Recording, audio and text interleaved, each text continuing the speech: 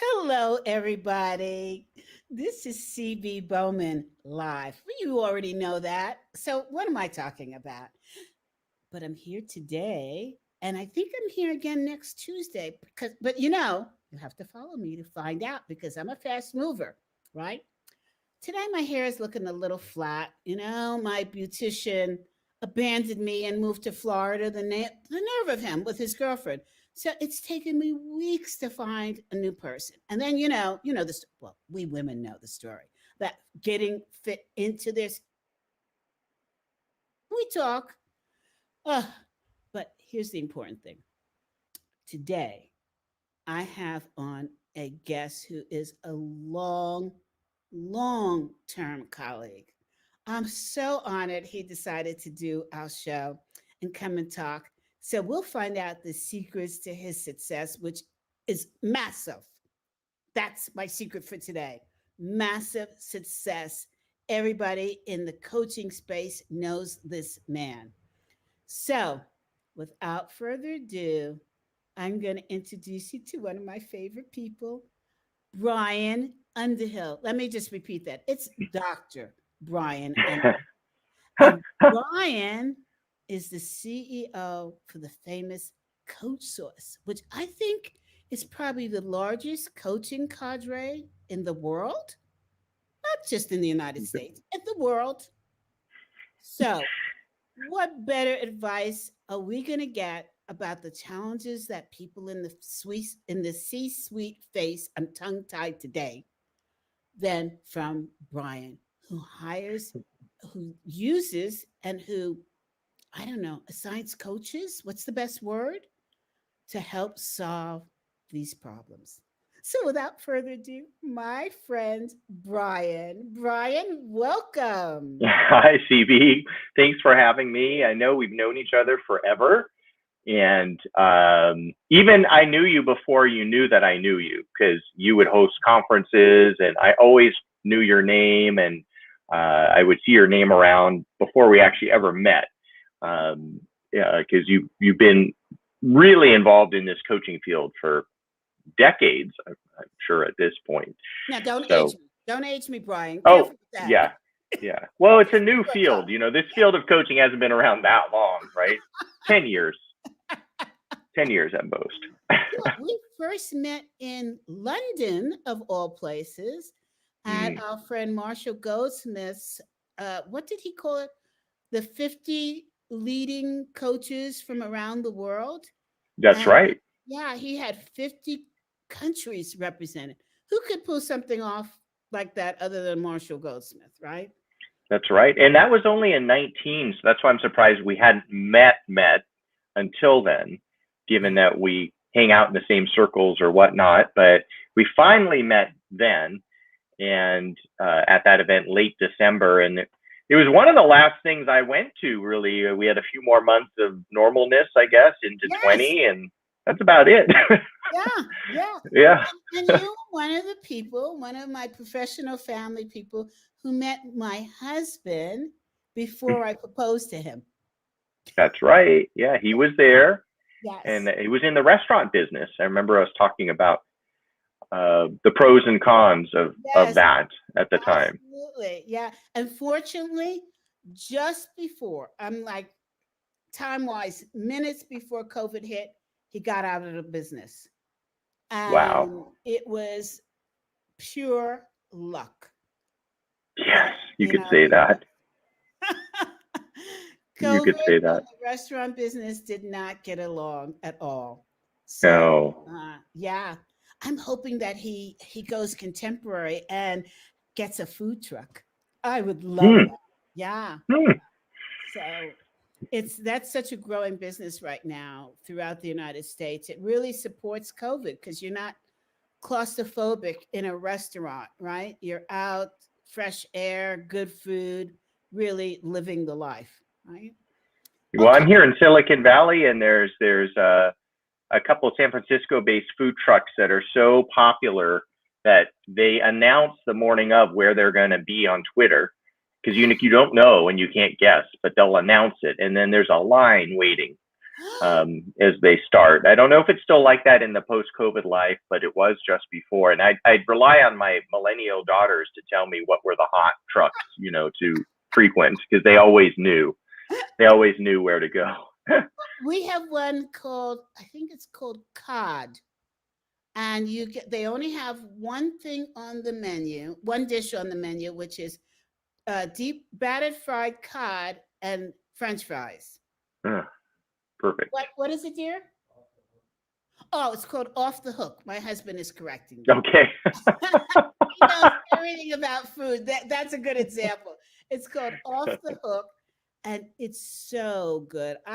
And there are lines wherever you see that food truck. So, yeah, it's the thing to do now, right? Forget having a brick and mortar place that, too many rules and regulations and stuff. Hey, let's get to talking about the challenges of the C-suite.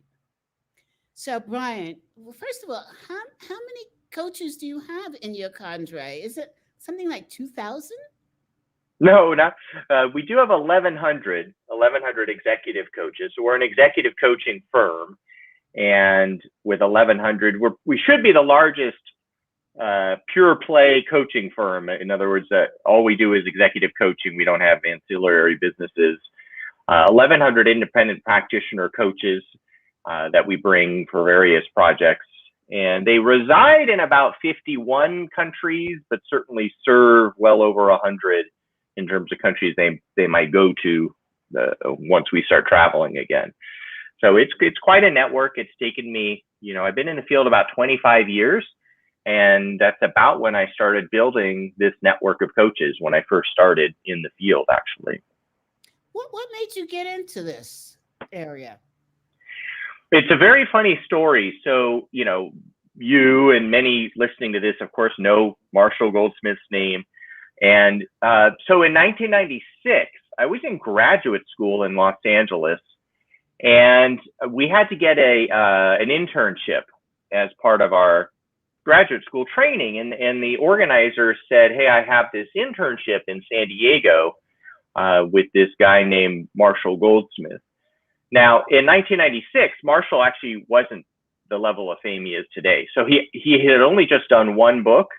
He was really more of an amazing trainer, corporate trainer of leadership. So, 360-degree design and training and whatnot. That's really what he was known for in corporate circles, but he wasn't like worldwide famous like he is today.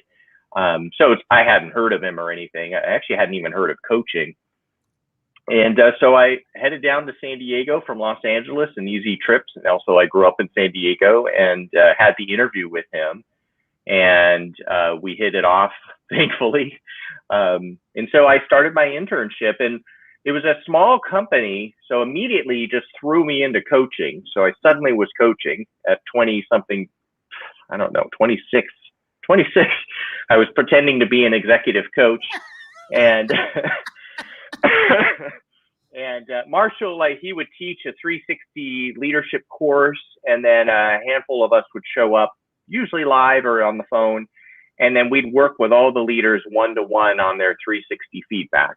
Wow. And like I said, with zero training, I suddenly had to interpret these 360 feedbacks and then do a feedback review coaching session with the various leaders that we would encounter. And then that just started growing, honestly, as the field grew. It just started growing. More clients wanted more of that, not just one session, but could we have several sessions, or could you do something for several months? And I remember the first time a client said, could you do something for a year? And not just with me, but with my whole team. And that was really the first time we had kind of a multi-coach, long-term engagement. That Marshall would coach the top person, and then the rest of us would coach various people. And we had to be somewhat coordinated in how we did it and so forth. And that would have been, late 90s, when the first time we ever got something like that. So I need to ask you, at that age, and now, what's the most memorable thing that's happened to you in giving First, let's explain to the audience what 360 feedback is. Go.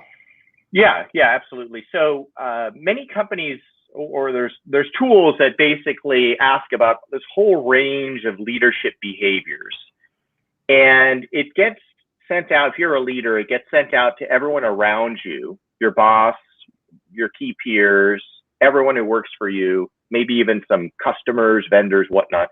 They all fill this out, indicating some of those leadership areas where you're really strong and those areas that you need help improving in. And you get scores, and then there's some written comments, and sometimes you get a nice thick 50-page report all about your feedback on what you're good at and where you can improve. Nicely put. Okay. So I remember when I had to do my first one when I was at General Foods, and I was the person that was taking it. And I Hmm. thought, no way. No, I don't even want to know. I didn't understand it. I hated it. To me, they were all picking on me. So it It was can be not a good. if you've never done it before, the first time is a bit of a doozy sometimes. It can be an eye opener. That's why most companies don't just give you a report, they'll give you a coach to help you talk through the report. And often that coach is someone outside your company who has no political affiliations with your company in any kind of way and is very objective in how they look at the feedback. So to help you soak it in and make sense of it and then do something about it. Well, ours wasn't quite set up that way. It was done, Hmm. you took it and you had group feedback. And it was really, you felt not great as a result. So it took me a long time to learn that this is actually a positive tool when used and when translated appropriately. Absolutely. I mean, you need to know what you're good at and where you can improve. And that's part of developing and growing as a leader is knowing yourself and knowing your strengths and your weaknesses. And a tool like this is actually quite vital for that growth. And like I said, the first time I got it, everything I thought I was good at, I turned out to suck at. And all the things I thought I was no good at, they said I was good at. It was like a total flip flop to how I saw myself as a leader. Um, it was a shocker, you know. It really was. It was like, wow, I never thought I was good at visioning or strategy or whatever. And I just never gave it thought. And they all say I'm actually good at that. And so that starts to change my thinking about myself. And then I thought I was really respectful and great with people, which I am, but I had a tendency to treat people not the best if they worked for me or make destructive comments or jokes at other people's expense. I don't know that I solved that last one because it's sometimes just too tempting. Yeah. Um, but you know, and I never thought that would be something I'd be bad at or not good at, but that was actually one of my lowest areas. And so I had to really work on behaving a little better or a lot better. Well, I think we all had that challenge when you get that sort of shot. What? I often Exactly. tell the story that when I started at General Foods, um, I was fortunate enough to have a mentor, and they came after fashion, and they came to me one day and they said, "CB, you've got a little problem here," and I said, "What?" "I'm doing the best that I can." You know, you go on that defensive road. And they said, "Well, people don't think you're very friendly." And I'm Hmm. like, "What are you talking about? I'm so friendly." I said, "What would cause them to say that?" And they said, "You don't say good morning to anyone. Oh, okay. Walking down the halls, Yeah. you don't say good morning. And when people say good morning, you just look at them. Hmm. And they say, how was your weekend? And you look at them very like, why are you asking me that question? Well, Hmm. years later, a colleague of mine, who's now a colleague, but at the time was my therapist, said, and career counselor said, you are an MBTI, you're a high introvert. That's what I was thinking. And introverts are sometimes seen as aloof and unfriendly when it's more a bit of shyness, right? Sometimes it's just shyness. Exactly. Yeah. And I said, well, I don't know what that means, but I hate people. Look, we have some work to do. I said, Yeah. well, I feel fine. For now, it's working. Yeah. No, For now. it wasn't even working then. Okay. All right. I said, well, somebody tell me that I don't say good morning to people and I don't interact, and I don't understand the purpose of saying good morning. We have work to do. And what do Yeah. they care about how I spent my weekend? We're here today to get some. And he goes, there's where the problem is. I said, but I don't understand. You know, I'm very sensitive. And he said, and that's another problem. And I later found out about what I found out about Myers-Briggs. And so today, Yeah. that's my favorite instrument. Because it allowed me to see that I'm not only a high introvert, I'm an INTJ. And I am high on every single marker. There's no gray for me. I'm off the charts. INTJ. Yes. No, it's a classic instrument still to this day. It really is. I even just one of my daughters, I actually got her the instrument. I'm waiting for her to fill it out. She's a P, so she's taking a long time to fill it out. No, Dad, you already know enough about me. Maybe that's why she's not filling it out. I can guess what she is, but I thought I'd do it for real. What officially. Do you think she is? I'm going to be guessing ISTP is what I'm going to guess.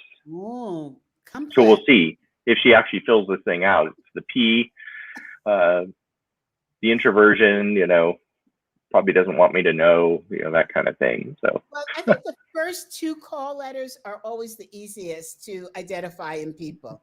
It's the middle ones that make the adjustment that are harder to figure people out.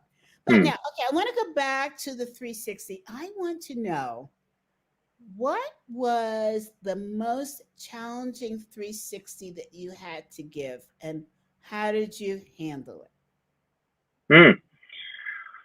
Well, let's see. I've had a few 360s where the person got really slammed. I can think of one of the worst reports I've ever seen. And we were working with a police department, of all things. And they really committed to leadership development. So everyone in any leadership role went through 360 feedback. This might have been mid-2000s. And I had a number of really bad reports where they were kind of, in 360, it often tells you the percentile that the person falls in for certain questions. So it's comparing them to everyone else in that company who's taken the report. So there's one person had 0 percentile on a couple of her questions. I mean, that means she is at the bottom. There's no other place to be. Now, that was not a good example in one sense because she would not accept or recognize what the feedback had to say. And as a coach, we only have an hour and you have to decide almost how hard are you going to hit them with this, because she clearly wasn't seeing it. And I was very gently and then increasingly more forcefully trying to show that this is pretty severe feedback that would be worth listening to. She just wasn't going to see it. And in people's defense, sometimes it's hard to see that. And, they get their feedback only an hour or two before they meet us. So sometimes I recommend that we need a follow-up session in a week or something, because this stuff, sometimes it can be a pretty big hit for some people. And I think it was for her. She just looked like a bit of a deer in a headlight, and nothing I tried seemed to get her to kind of embrace and welcome the feedback. And I felt pretty ineffective as that session concluded. Now, I've had other times where the leader really took it seriously. Wait. Tell us the end of the story Okay. there. What happened? There's no end. We only had one session, and that's it. That's all they gave us. It was one session. It's not like today where you have extended amounts of sessions in coaching. Yeah. That's all I had, and I have no idea if I was able to help. My hope is that a couple of seeds got planted in her mind of some areas that she could improve. And with some time, then leaders can start to see this stuff a little bit better. Sometimes, sometimes they just stay in pure denial and they're just not going to see it. But with a little bit more time to let it soak in. But I can't tell you. I have no idea. How sad. Yeah. That's why I'm pivoting to this other person. This was one of my hardest, where he did not get the worst feedback by any means. So he got some tough feedback. Honestly, it wasn't that bad. But as some leaders are really overachievers and they really get hung up on not getting perfect scores. I mean, some of these folks have gotten perfect scores their whole life on anything, right? I mean, straight A students, great SAT scores, summa cum laude, whatever. So they're very high achieving people, they're very smart people. And so you get a 360, and because of the percentile thing, it has to rank you. And some of these behaviors, they just aren't going to be ranked 100 percentile. They're going to be lower. And I remember this was one of these e-commerce startups back in the internet.com era. And his feedback wasn't terrible, but it was, had some points, and he really started to lose it. And he was just focusing in on every wrong thing. And I can't believe they're saying this and they're saying that. And you could see a lot of emotion in his face. He didn't cry. I have had people cry, but he didn't. And he was just really struggling with this feedback.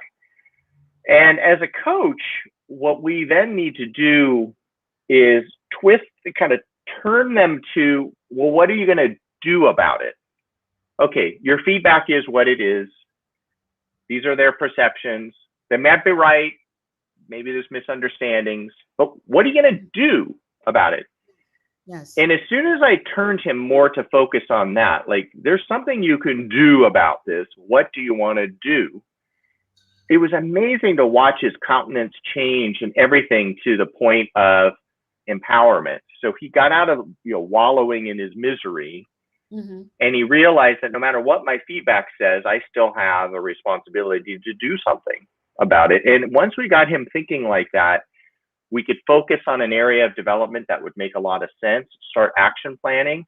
And again, it was one session, so I don't know how he did thereafter, but I felt a lot more encouraged that something was going to happen.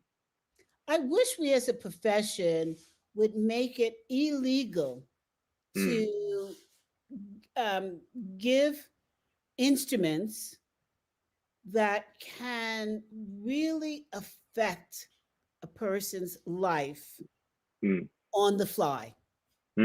Because one session doesn't even come near the surface of supporting people in change. And I'm such a strong advocate. If you're not going to provide the right amount of sessions, don't give it. Don't use the instrument. Yeah, because it's really abusing the instrument, and it's abusing the relationship with the person that's taking it. Right? Yeah, absolutely. Brian, challenges of the C-suite. What do you see? I see a smile coming. What do you see are the biggest, let's say, 3 challenges that people in the C-suite are facing today? Well, today,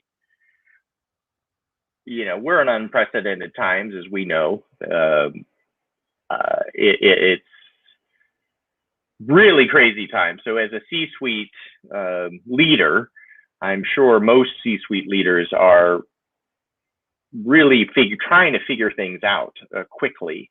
We've gone through an incredible shift and disruption to our work lives, and now we're starting to see kind of a light at the end of the tunnel and some climbing out of there.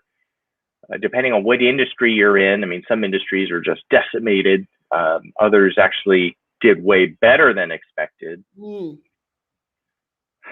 I don't know that I have a perfect answer at all. I mean, it is a crazy time of change, of upheaval, even renewal. And coaches are in a great position to help leaders through these times. Coaches can help leaders contend with change, contend with trying to figure out how to make sense of the world around them, to be a confidential and safe place to talk about some of their concerns. Coaching is, as you're well aware, is generally very confidential, dialogue, questioning. And so I would imagine if I'm a leader and we're dealing with some tough business challenges right now, and you might not want anyone on your team know about some of the things you're thinking through and considering, or some of your fears, concerns. It's not really safe to be doing that with your own team members. Probably never is, but now, you don't want, if you're really worried about the future, you may not necessarily want every person in your company to know that you're worried about the future. And so a coach is a great place to work through some of that. So I think the first answer to your question is honestly just the incredible upheaval and turmoil we're feeling through the pandemic, for sure. So let's break this down. The United States right now is going through 5 pandemics, right? We've got, see if I can remember them all. We've got COVID. We've got social unrest. We've got economic. We've got mental health, and we have environment. So leaders taking on all 5 pandemics, we're seeing different behaviors surface to the top.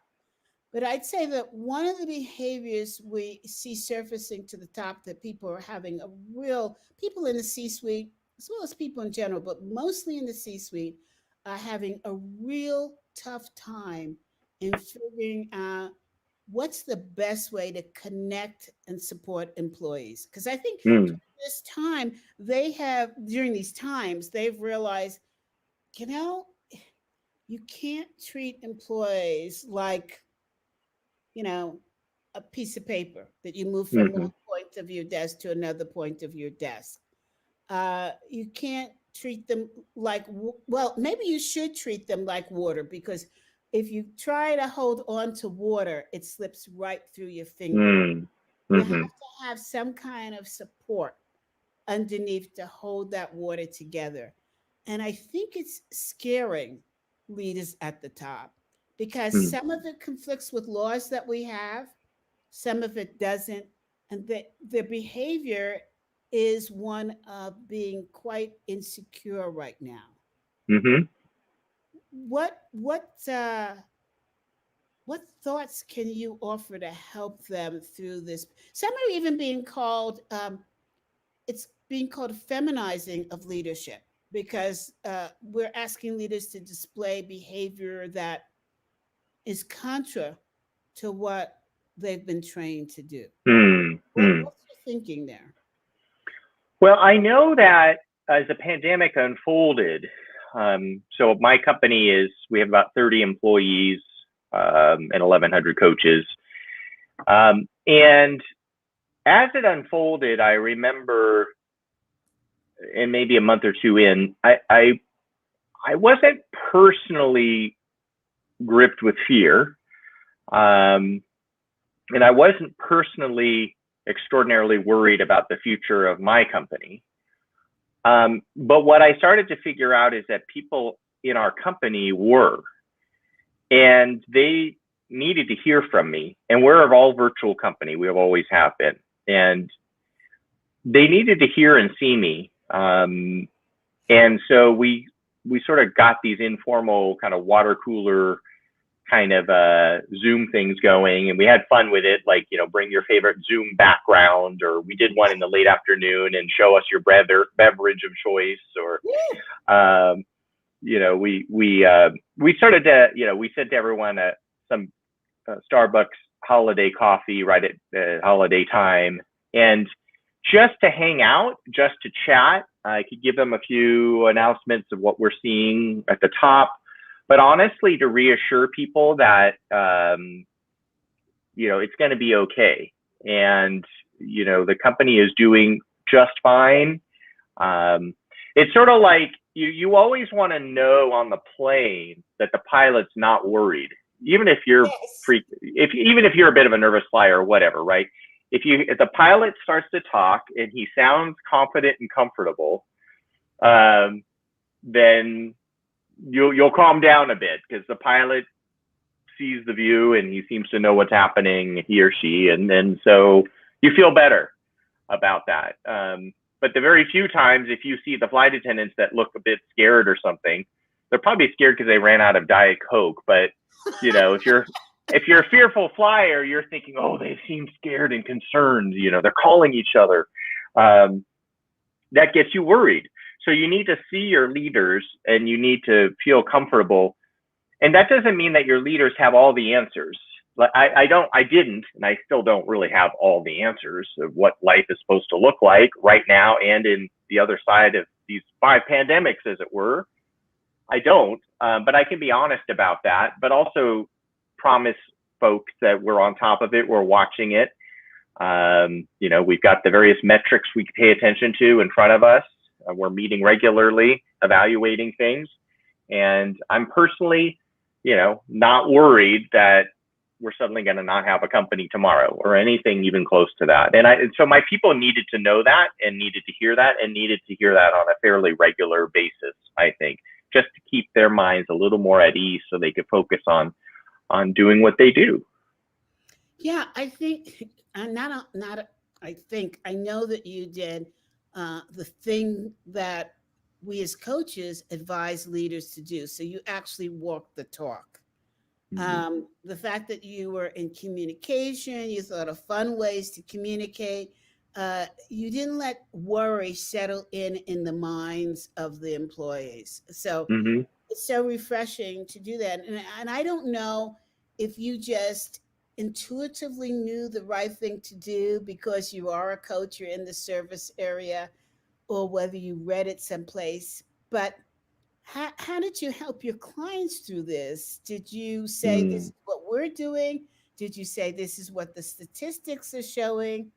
How did you help them? Yeah, and so the people that I coach, and I at this current now, I because I'm the CEO of a company, I only coach maybe 2 or 3 people at the most. Sure. And by chance, the people I'm coaching, one is in tech, and one was in nonprofit, and neither of them were having a rough time in their business. I mean, they're having a rough time for all the other reasons, but their businesses were doing well. In fact, the nonprofit unexpectedly started to do really well because of what they did for a living. It was actually rather crazy. So they were both doing quite well. But I think there's still decisions to be made. There's still challenges to deal with. Honestly, they both took the switch to virtual work kind of in stride. I did have issues with probably both of them, but one in particular where they started to work crazy hours and really losing. So the work-life balance started to become an issue. Well, for one gentleman, it always was an issue, and we started coaching. When this happened, it got really bad, and it's still bad. And I've been trying to work with him on that one. For the other, it was pretty bad too, because then all of a sudden you're at home and you're on video all day long, and in the early days, of course, we couldn't really get out much or get some exercise to help our mental health, and it was hard to sleep, or all of that stuff that we had been dealing with. So I did notice some challenges in the area of taking care of yourself and work-life balance for the people that I was coaching during that time, and still today, for that matter. So in the coaches that are part of your company, CoachSource, let's mention that. Do they come to you for advice on working with their clients? They may not have come to me personally, but we have multiple ways for them to get help. So if they're on a particular project, then whomever's managing that project, who most of the time is a trained coach themselves, is someone they can come and bounce ideas off of. At times, there's many of our coaches get involved in all kinds of groups. It doesn't have to be at CoachSource by any means, but I find there's a lot of informal groups of coaches that like to get together virtually and meet, and organizations like yourself or ICF or other places that coaches will sort of gather. I know the Harvard Institute of Coaching has done a lot of gatherings of coaches during this time. Some coaches, particularly those in Europe, work with coach supervisors, so they get a place to check in on themselves and their practice as well. So there's coaches tend to be quite good at this kind of thing, and you know, there's been no shortage of interesting free webinars and meetings. Yes. And all kinds of, you know, I've attended all kinds of interesting stuff that I might not have done if I was still moving around and out on the road and whatnot. It's actually been quite interesting how much is out there to consume and learn from. Well, let's just mention my organization while we're mentioning others, which is the Association of Corporate Executive Coaches. And our space is master level coaches. In looking at the pandemics as they are moving through, have you found any common threads, or your coaches found any common threads of need right now? Are you hearing anything on the streets? You know, I don't know that I have a scientific answer where I said, hey, here's what 1,100 coaches had to say. But in an unscientific way, there's the one area we talked about, which is work-life balance or taking care of yourself, is something we're seeing a lot of. Mm-hmm. Another area is transition. And of course, there's transition in the world, but there's transition in, someone's taking a new job, they're onboarding somewhere, or they've gotten promoted. In our research, that's usually one of the most common reasons why a coach gets hired, is because a leader is in transition into a new role, and the company wants to give them support. We're still seeing lots of those assignments out there. Are you seeing an increase or a flat line? Well, an unscientific answer would be yes, I'm probably seeing an increase in those types of assignments. And then I don't know if we're seeing a rise in the interest of team coaching, in group coaching, also shorter coaching assignments that are maybe aimed at leading through specific situations. And then, of course, a big rise in the area of coaching in DE&I. We're starting to see more clients that are specifically designing coaching programs or leadership programs for diverse leaders, and then giving them coaching to go along with that. We've had a new influx of requests in that regard as well, which has been quite exciting, and one that I imagine is going to continue to grow in the corporate world. How are you preparing coaches to deal with this space? Because the reality is that most of the coaches that are out there are white.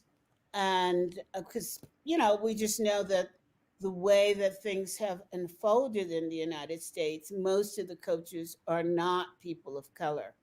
So is there now a sudden request for people of color, or are companies hiring white coaches to try to mitigate the D&I space? What's happening? Yeah, I mean, there's definitely a big interest in coaches of color. I remember chatting with one of our coaches just a couple of weeks ago, and she said, "How's business?" And I said, "Well, it's okay. We're sort of even from last year, so I guess you could say it's a bit flat, but we're not shrinking, we're not growing, but it's okay." And she said, "Really?" I'm like, "Yeah, why? Should we be growing or shrinking right now?" She said, "Growing." She goes, I have so much work. And she's an African-American coach from here in the Bay Area, and everyone, and she's got a background like you can't imagine, and everyone is trying to hire her, and she's crazy busy and able to charge a lot more than she used to, and that's fantastic. So coaches of color are in high demand. At CoachSource, we keep track of our diversity numbers, and we have a whole new initiative designed to get more coaches of color into our organization, because we still feel like we don't have enough. And with some of these requests I've just described, in most cases, it would be coaches of color doing the coaching. There are some white coaches that really specialize in diversity and inclusion too. And we have places in our system where a coach can indicate some of their specialty areas that they focus in, that being one of them. And so we can then figure out who does this kind of work. It was interesting. I met one coach recently who's African American, and she's been in the field as long as me, 25 years. Brian, I have to say with all love and respect, I'm going to update your terminology. Yes. We don't say African American if they're from the United States. Okay. Because that implies they're from Africa and living in the United States. We just say Black coaches. We just say Black. Yeah. Right on. Okay. I was chatting with her, and she told me that for 25 years, she's purposely not done DEI work. Generally, she didn't want to be pigeonholed as that being her specialty, so she hadn't done it. But now, in our new kind of movement and new world, she feels called to it, and she's now designing programs in this regard, and she's partnering with us because we can provide coaches for her work. And this is, of course, becoming, she has several massive contracts with very well-known companies that are investing heavily here. So it's quite exciting. That's obviously going to be a big growth area, I think, for our field. Yeah, I think so too. This is a great opportunity for me to talk about my new company, which is Workplace Equity and Equality. And that's where we're doing training for organizations who want to have a no blame, no shame approach to training people in their organizations to support each other in a more inclusive manner. So you and I have to talk. You and I have to talk. Yes, totally. It's a wonderful thing. And what I'm impressed with, because people have said to me, oh, are you sure you want to do this? Because the situation that caused the awakening with Floyd is going to pass. And my response has been, no, it won't. It won't pass. I have confidence in us as a country that we recognize that this is a time for change. And it's not going to be only Black employees. And what did we just see? And I had no crystal ball. Asian employees now dealing with the same thing. And if you look at history, you're going to see it's a circle. It will go around. It'll be Latinx. It will be LGBTQ. We have to deal with equality, equity, inclusion, regardless. It just so happens that Black Americans now have an opening, but I encourage us as Black Americans to bring in our colleagues who will go through that similar cultural evolution that we are going through. And I applaud your company for recognizing this and tracking this. And for those that are listening and wonder why there are so few coaches of color, the reality is that people of color traditionally were not at the top of the organization. And so organizations, as many people do, like to find like people to coach like people. So there was not a need for African American coaches in their eyes. And now that more and more Africans are at the top of the African American I just did it. More and more Black Americans are at the top of the organization. There's a request and then there's an unfulfilled need. So that's really Mm-hmm. what's happening. It's an evolution of times. It was not done out of malice or lack of sight, but now it's a question of true need that's Mm-hmm. supporting us. And Mm-hmm. let me thank you for seeing that and opening the doors in your organization. We're really excited about that. So Yeah, absolutely. that aside, what else do you see is happening in terms of how executive coaches in general can support their clients and helping them move forward? So Mm. aside from the work-life balance, which has always been a challenge, it's just flaring up more. Yeah. Yeah, right, right.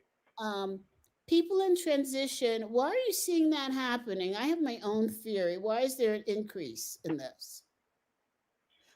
Yeah, yeah, I don't know if I have the perfect answer. I mean, we're obviously naturally in a period of transition.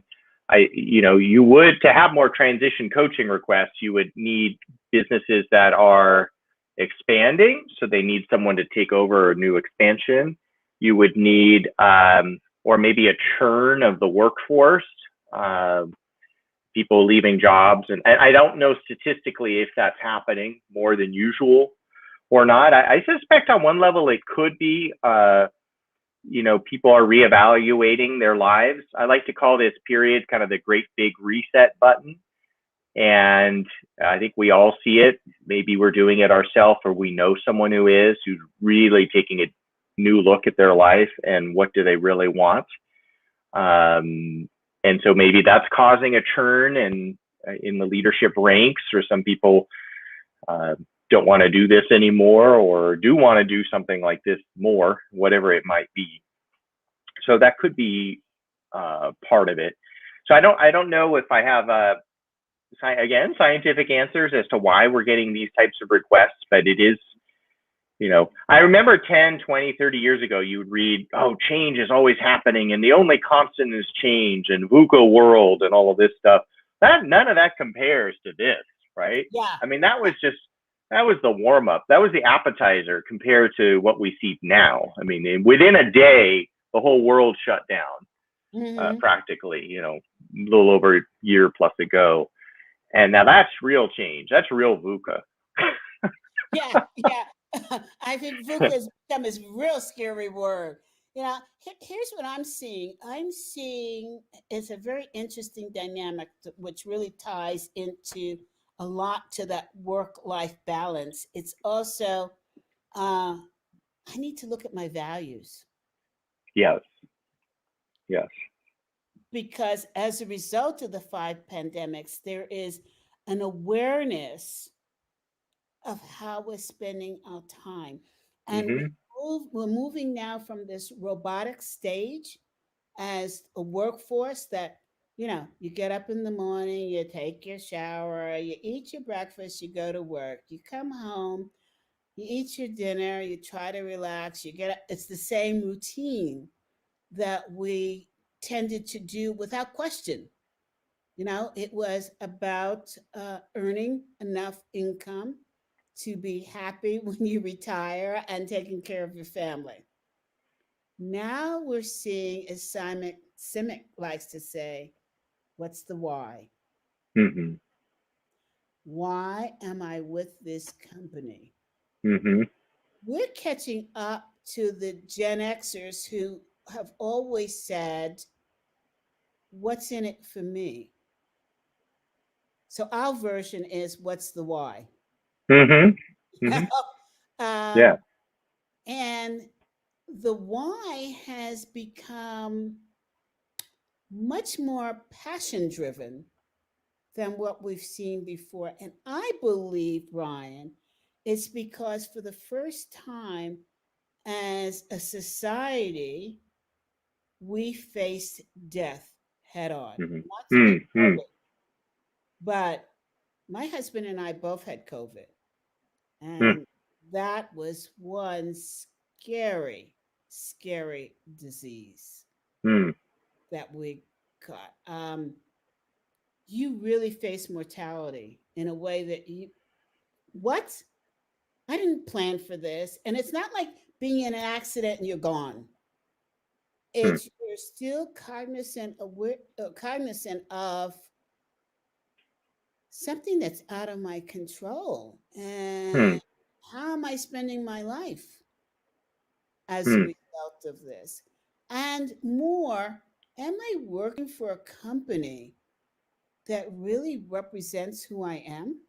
Hmm. And do I want to Hmm. spend a great deal of my life with this organization? Hmm. Absolutely. And that's part of what coaches can help leaders figure out.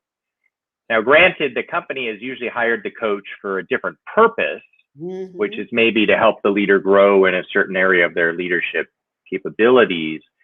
But coaching is that confidential, safe space with an objective, experienced, coach.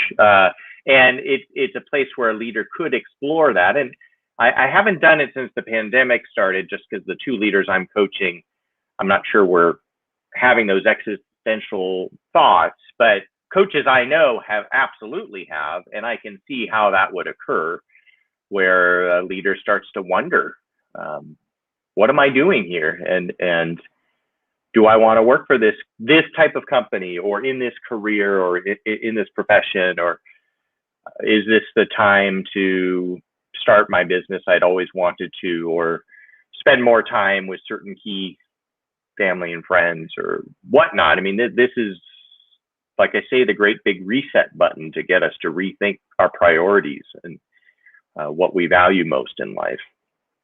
Yeah, as a mentor once said to me, during the time of crisis, there goes the time for great change and opportunity. Mm-hmm.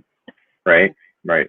And I think even uh, people who are thinking about change, not necessarily thinking about it in terms of, my family and me and I, but some are thinking about it in terms of, is there a better way of doing this with a different organization, but staying in the same role? In Mm-hmm. addition, is this the role that I want to stay in? I Mm-hmm. wonder, and I have no, as you like to say, no scientific research on this, but once the schools open up, I wonder if more adults will be returning to school to Mm. find their great why. Mm-hmm. Um, I'm noticing that those that are parents, the parents are talking more about their children in an envious way of, Mm. gosh, they get to choose now. They get to choose their path. And maybe Mm-hmm. I need to stay out of their way as a parent, whereas before the parents like, yeah, you've got to be a doctor like me, you've got to Mm-hmm. be a turn. But now I think they're seeing that children are looking at things differently, and maybe that's the way they should be looking at things. Mm. I don't know. You're a parent of what, four children? Five? Yes. What are you seeing is the discussion around the dinner table? It's crazy because our four kids are in different phases of life. One's a high schooler, one's at college, one's uh, finished college and starting to move towards grad school, and then one's professional and working. And they're in different phases of life dealing with this. And it's been kind of interesting to watch. The students, of course, can school virtually. Um, the the professional works for Facebook, so she could work from home. So Whoa! she and I are competing for bandwidth, because I noticed I noticed my bandwidth go down a bit while our call started with you. I got me nervous. Um, she gets paid to be on Facebook all day long. What did she do for Facebook? She's got this crazy. She's in the part of the company that content moderation. These are the people who take all the bad stuff off of Facebook. So yeah, that's a crazy job. So most of it computers do at this point, but she's in the area, and her team are people who look at the stuff that's been reported that the computer can't figure out what's wrong, and then they have to figure out, what to do. So that can be a pretty stressful job, but it can definitely be done virtually. But it's just different for each generation. I tell my kids that this is such an interesting time. Imagine when you tell your kids about this time. They watch some movie that was filmed during the pandemic, and maybe the movie includes masks on everyone or something, right? Yeah. Just telling your kids, your grandkids are never going to believe that this happened, that we all had to kind of live through that. Or if you've missed your own graduation, or, my daughter's college, she's paying full college tuition for basically a University of Phoenix experience at this point, for a year and a half now. She's at college living in an apartment, but not actually going to the college. That's wild. Yeah. I mean, again, all of this is going to shake things up, and I bet you there'll be more college courses online in the future, because we've learned we can actually get away with it. Of course, more people working from home, because we've figured out that it's not so bad and we can get things done. So I want to ask you about your daughter that's in school, college commitment. Does she find it's really difficult to sit in the class at home, pay attention, and do the homework without somebody, a colleague of hers in school saying, "Hey, did you get that done?" I'm going to guess yes, only because I know it's hard for me to sit in like a webinar for a whole hour and not get distracted during the webinar.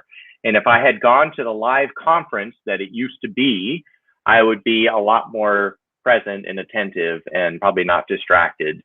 So I've also signed up for conferences that I then didn't show up to because I knew the recording. And then I don't listen to the recording. Yeah. So I intend to listen to the recording. I probably have 5 conferences that I'm supposed to attend by recording. One is a year ago by now, and I've never gone back to get those recordings. So, there's something to be said about being in person for both college students and for us. I think it does focus your attention more to be physically in the room. And for her, I know it can be pretty distracting to be really paying attention to class, and your texts come in on your laptop screen or your phone or whatnot, and that will distract you. Oh my gosh, that is really funny. I totally get what she's talking about, because in our conference, we sold the number of tickets we wanted to sell, Okay. minusing out the fact that we were on Zoom and not live. And we had, actually, relatively speaking, we had maybe 20% that did not show up. And, and people paid, didn't ask for their money back, but we said you can have the full recording. And so, yep, I get it.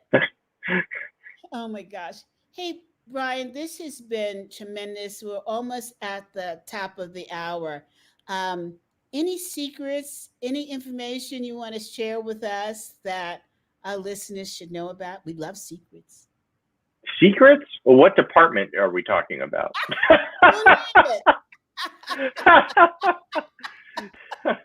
That depends which secrets I might tell, in terms of. You're turning red, Brian. Uh-oh. I think it's just my ring light. It's just something's wrong with my ring light up here. I love it. I absolutely love it. Okay, I'll take you off the spotlight. Not. Okay, what's I don't know that I have a secret to say, but what I do say is, because I've been doing a lot of speaking to coaches and to different groups, but coaches a lot of times, and reminding coaches, when you think of various professions, I would argue that coaches are one of the better or best positioned professions to help the world during this time. Yes. And when you think about these 5 pandemics, granted, we've all had our own processes to work with and deal with, but we're there to serve and to help those that we coach, not just executive coaches, but coaches of all shapes and sizes. And so I would argue and remind coaches that, the time is now for us as a profession to be of service to leaders and to others that we serve. to help them cope, help them think through, help raise their consciousness, help make the workplace a better place, and of course the world a better place through the work that we do. It sounds quite aspirational, but there aren't too many professions that are perfectly suited for this type of a time, and I feel like coaching is one of them that is. And so I encourage my brothers and sisters in coaching to keep that in mind, that you are in a very noble profession that is adding value during this time, and keep it up, keep up the great work. I love Not it. a secret, but Yeah, it's so true, though. Those of uh, who are part of our brothers and sisters in the coaching space who didn't fare well during COVID are noticing they have more work than they can handle right now. So mm-hmm. I encourage people to, in our space, to partner with each other so that you can take on more work and support each other in learning and in solving the problems of the world. Mm-hmm. And with that, Brian, I'm going to say that I loved having you on the show. I think that you added such a great perspective of what's going on in the coaching space and how we're helping to resolve the issues. And I also want to take a moment in out of respect for George Floyd. This is the 1 year anniversary of his death. And I encourage people to go to our conference website, which is WEE dash conference.org to look at, or .org, O-R-G, to look at how the work we're doing in helping to bring us as a people together as one. So, with that, on a serious note, we end our interview for today. Thank you so much, Brian. We look forward to seeing you again. Thank And you. Thanks for having me. God bless everybody. Thank you. it's been wonderful. So, hold on. I'm going to log off and say goodbye to everybody. And we'll see you next week.